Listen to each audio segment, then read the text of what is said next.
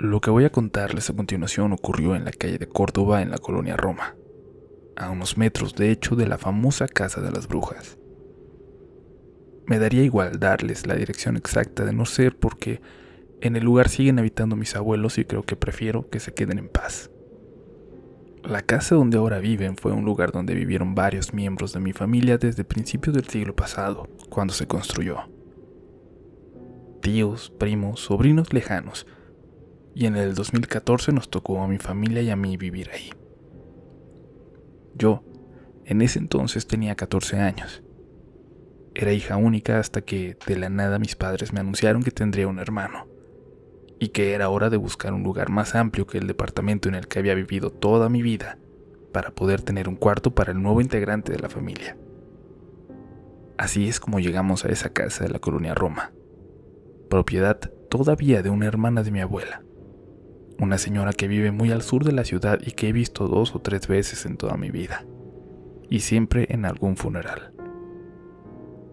Tiene tanto dinero, dicen, que no le importa rentar a un precio de casi regalo esa casa al miembro de la familia que más lo necesite. Nadie se imaginó el infierno que estábamos a punto de vivir nosotros en ese lugar. Los 2 primeros meses ahí pasaron con relativa calma. Es una casa llena de sonidos y presencias que se sienten cerca de ti, pero bueno, son cosas que uno ya espera de ese tipo de casas tan viejas que han vivido tanto y han visto a tanta gente pasar. Pero todo cambió poco antes de que naciera mi hermano. Acomodamos su cuarto para tenerlo listo para su llegada. Mi mamá pasó esa última semana en el hospital por algunas complicaciones, así que entre una tía, una señora muy amiga de ella, y yo terminamos de dejar lista la habitación del bebé. Mi tía se había estado quedando con nosotros para ayudarnos, pero esa noche tuvo que volver a su casa. Mi papá estaba hasta tarde en el hospital al lado de mi madre, así que me tocó a mí estar sola ese día, cuando la experiencia comenzó. Yo estaba jugando Zelda, ya más dormida que despierta, cuando noté que eran las 11 de la noche. Los ojos se me hacían cada vez más pesados y en algún momento el control cayó de mis manos. Me quedé dormida por un momento hasta que escuché la puerta de la casa. Estaba tan dormida que no escuché el sonido del carro de mi papá, sino hasta que abrió la puerta y escuché cómo dejó caer algo en la sala. Pensé que había llegado con cosas del trabajo, como siempre, y sin salir de la habitación le pregunté que cómo seguía mi mamá. No me dijo nada. Lo recuerdo perfecto. La puerta de mi habitación estaba abierta y yo, con demasiado flojera como para levantarme o saludar, lo esperé. Pero parecía no responderme. «¿Papá?», le pregunté. «¿Todo bien?». Se escucharon más cosas moviéndose en la sala y luego los pasos de mi padre dirigirse hacia el pasillo de las habitaciones. Y en ese momento sentí que algo estaba muy mal, pues los pasos no eran los de mi padre. No sé, tal vez parezca una tontería, pero yo reconozco el sonido de los pasos de mis padres, y estos no eran los de ninguno de ellos. Esos pasos que escuchaba acercarse hacia la puerta abierta de mi habitación, eran pesados, cansados, como arrastrándose un poco. De repente pude escuchar y sentir en todo el cuerpo los latidos acelerados de mi corazón. Me quedé petrificada. Por un momento pensé en levantarme y cerrar mi puerta, pero no podía con la imagen de que algo se asomara al llegar a ella. Me quedé ahí esperando con el control en mis manos, volteando casi de espaldas a mi posición para poder observar hacia el pasillo. Y de repente pasó. Caminando despacio, pude ver el bulto de alguien o algo caminar encorvado hacia la habitación del bebé. Parecía tener una manta grisácea cubriéndole todo el cuerpo. En ese momento solo pensé en la representación clásica del fantasma cubierto por una sábana, como lo vemos en las caricaturas. Pero ni siquiera eso pude evitar que lanzara un grito de terror. Y era algo, un ser muy pesado, lo que iba ahí adentro.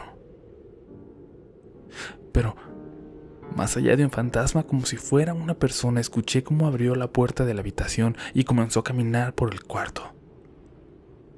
Tomé mi celular para hablar a mi papá cuando escuché su carro llegar a casa. Salí disparada hacia afuera, sin siquiera voltear a ver de reojo el cuarto del bebé.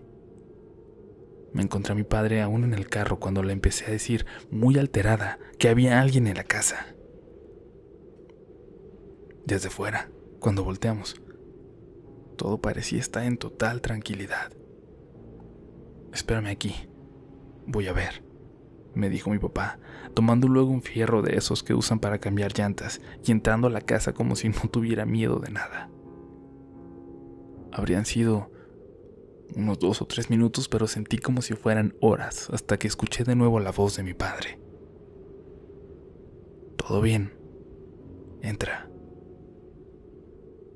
Cuando avancé un paso, algo en mí me hizo dudar por completo. Como si algo o alguien me dijera que no debía hacerlo.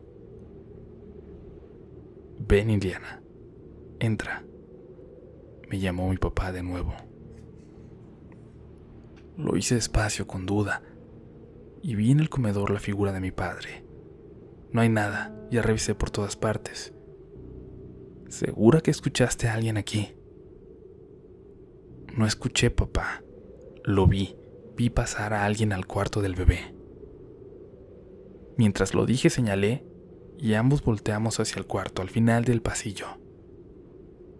Y dentro pudimos ver, asomándose detrás de la puerta, la figura de alguien que parecía vernos, cubierto por una sábana, y menos de un segundo después cerró la puerta.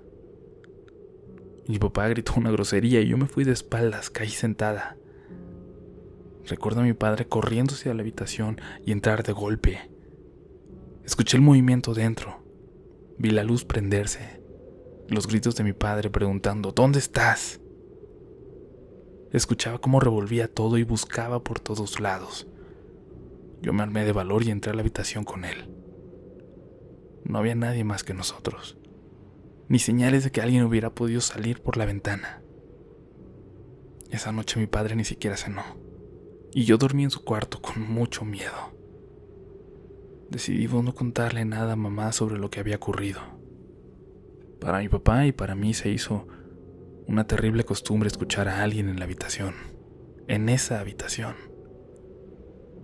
Alguien que nunca salía de ahí, desde esa vez que lo escuché entrar, y en algún momento aceptamos que era una presencia que no podíamos explicar. Pero, ¿cómo evitaríamos que mi mamá dejase al bebé solo en esa habitación? Cuando llegó mi madre con mi hermano a casa, todo pareció calmarse un poco, y sabíamos que teníamos algunas semanas de tiempo, pues el bebé dormía en el cuarto de mis papás. Luego, los sonidos volvieron a escucharse.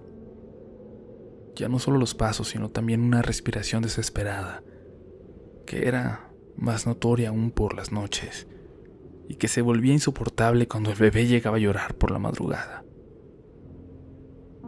Se escuchaba como un animal salvaje, sabiendo que estaba separado de su presa tan solo por una pared.